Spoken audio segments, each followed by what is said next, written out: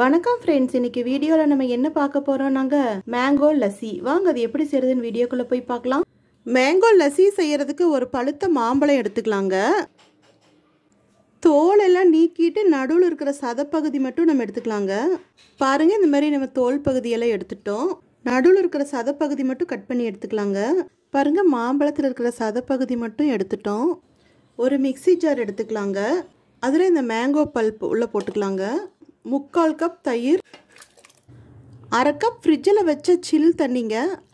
இது 30 கிராம் அளவு காட்டுற ஸ்பூனுங்க. இதில் 1/2 ஸ்பூன் சர்க்கரை, ஃப்ளேவருக்காக 2 ஏலக்காய், எல்லாத்தையும் நைஸாக அரைச்சிக்கலாங்க.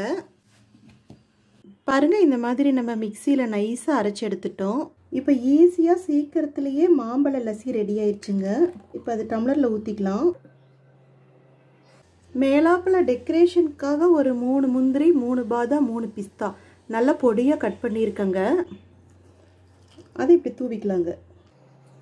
பாருங்கள், சம்மருக்கு ஜில்லுன்னு சூப்பராக மேங்கோ லஸ்ஸி நம்ம ரெடி பண்ணிட்டோம், ரெஸ்டாரண்ட் ஸ்டைலில். நம்ம சேனல் பிடிச்சிருந்தா லைக் பண்ணுங்கள், கமெண்ட் பண்ணுங்கள், ஷேர் பண்ணுங்கள், சப்ஸ்கிரைப் பண்ணுங்கள். அப்படியே பக்கத்தில் இருக்கிற பெல் ஐக்கானையும் மறக்காமல் கிளிக் பண்ணுங்கள். தேங்க்யூ.